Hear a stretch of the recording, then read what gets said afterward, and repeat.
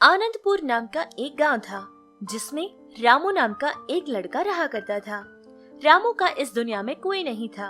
बचपन से ही वो अकेला था, क्योंकि जब वो बहुत छोटा सा था तभी उसके माता पिता दोनों ही भगवान को प्यारे हो जाते हैं।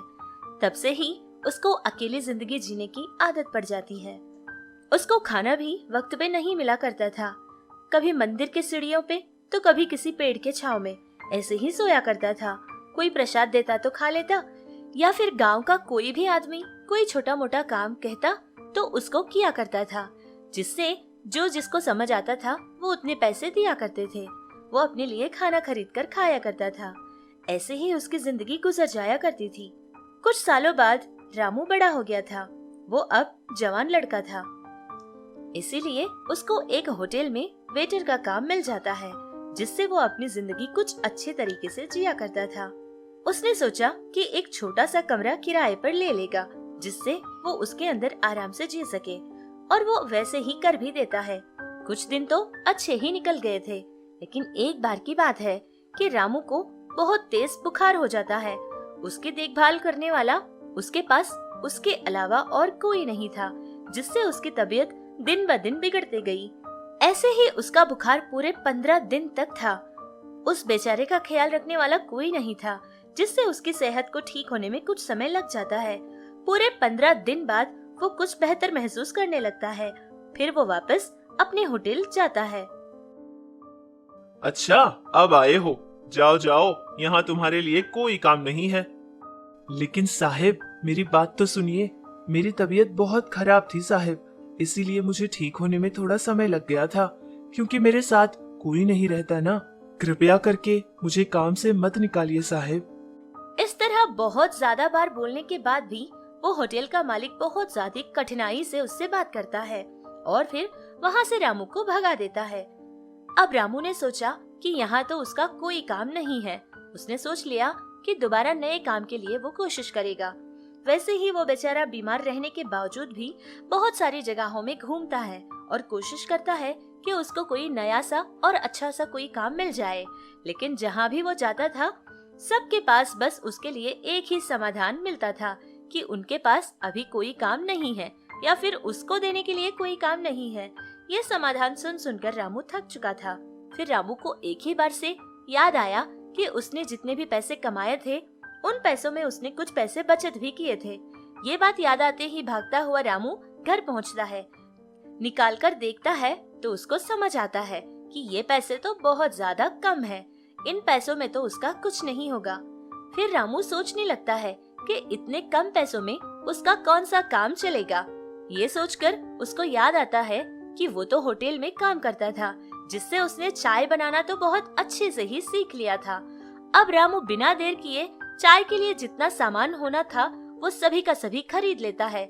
छोटा सा एक टेबल अपने लिए बनवा लेता है और उस टेबल पर रख कर चाय बेचने की कोशिश करता है। उसकी तो नसीब ही खराब थी। बिल्कुल ही उसकी चाय बिक्री नहीं हुई थी, जिससे उस बेचारे की चाय तो बर्बाद हुई थी। उसके साथ साथ जितना भी खर्च हुआ था वो सभी का सभी नुकसान ही हो गया था। अब बेचारे रामू के पास खाने के लिए भी कुछ नहीं बचा था, जिससे वो मासूम कुछ नहीं कर पाया और उस रात भूखा ही सो गया था। फिर दूसरे दिन सुबह रोज की तरह रामू उठ जाता है, भगवान की पूजा करता है और मन ही मन ये मांगता है कि हे भगवान, आज तो कम से कम उसे कहीं अच्छा सा कोई काम मिल जाए। ये सोचकर अपने घर से बाहर निकलता है। काम की तलाश में बहुत ज्यादा भटकता है, लेकिन फिर भी रामू को कहीं कोई काम नहीं मिलता है। वो बेचारा पहले से ही भूखा था, अब उसके पेट में पता नहीं क्या क्या दौड़ने लगा। वो बेचारा भूख को बर्दाश्त नहीं कर पा रहा था। उसका मन बहुत दुखी हो जाता है। उसे अपनी जिंदगी से ही घिन आने लगती है। सोचता है कि ऐसी जिंदगी का मैं क्या करूं, जिसमें कोई काम जैसा समझते हैं वैसा नहीं होता है। ये सब सोच सोचकर अब वो ठान लेता है कि ऐसी जिंदगी जीने से तो मर जाना ही बहुत ही बेहतर है। ये सोचकर वो अपने आप को खत्म करने का इरादा कर लेता है। वो जंगल की तरफ चलने लगता है ताकि किसी को दिखे बगैर वो अपनी जान ले ले। पहले से ही भूखा था और घूम घूम कर थकान भी उसको बहुत महसूस होने लगी। अब तो उसका सर चकराने लगा, उसको चक्कर सा आने लगा।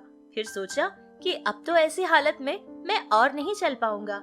इस पेड़ के नीचे ठंडी सी छाव में थोड़ी देर के लिए आराम कर लूंगा, फिर जाकर अपनी जान दे दूंगा। क्यों भगवान, क्यों? मेरे ही साथ ऐसा हमेशा क्यों होता है? सारे दुख तुमने मेरे ही नसीब में क्यों लिखे हैं भगवान? मैंने ऐसा कौन सा पाप कर दिया जिसकी सजा मुझे भुगतनी पड़ रही है? अब मैं क्या करूं और कहां जाऊं?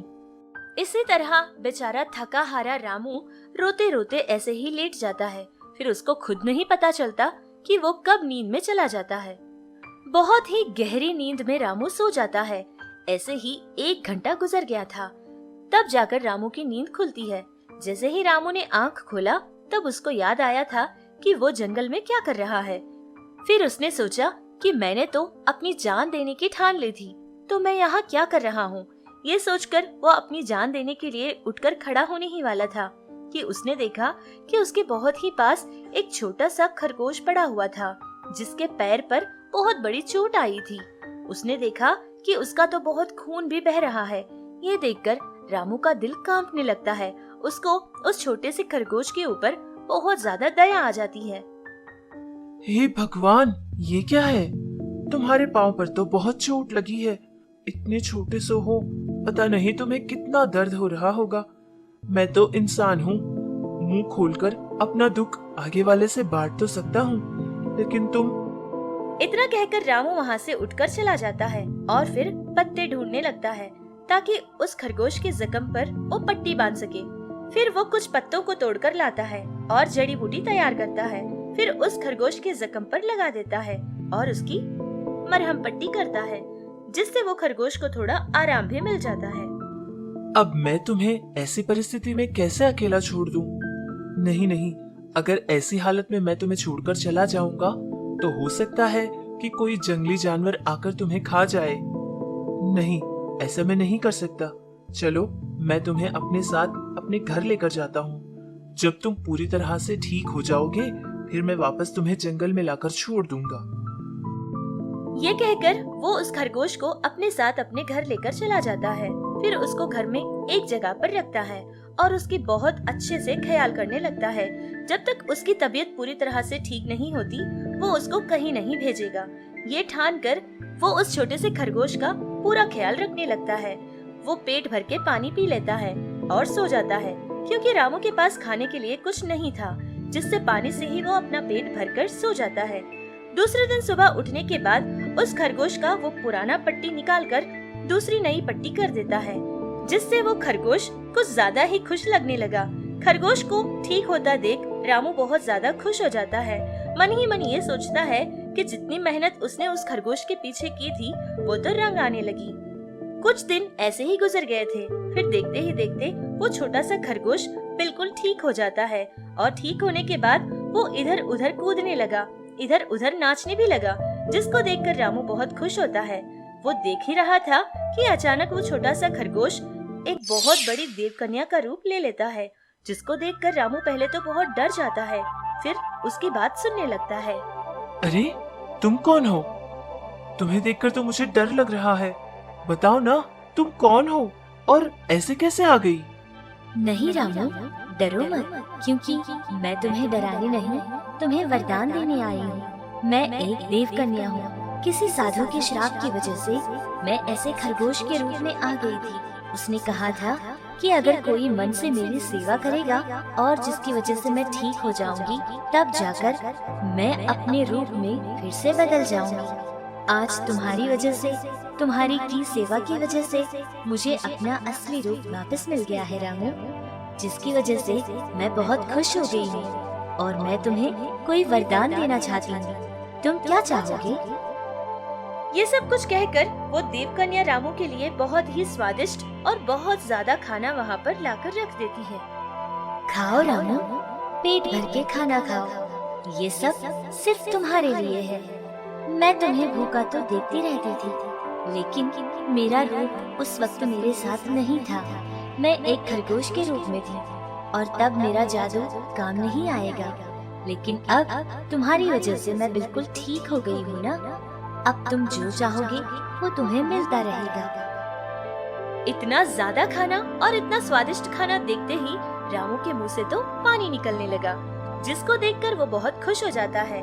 फिर देवकन्या कहती है कि खा लो रामू, ये सारा का सारा खाना तुम्हारे ही लिए है। ये बात सुनना ही था कि रामू उस खाने पर टूट पड़ता है। बहुत ही जल्दी जल्दी रामू सारा खाना खा लेता है और अपना पेट भर लेता है। पेट भरते ही रामू को बहुत अच्छा लगने लगा। फिर वो चैन की सांस लेता है। बोलो रामू, तुम कैसा वरदान चाहते हो? क्योंकि जो तुम चाहोगे मैं तुम्हें दे पाऊंगी। नहीं, मुझे कोई वरदान नहीं चाहिए, क्योंकि मैं कोई वरदान लेकर क्या करूँगा?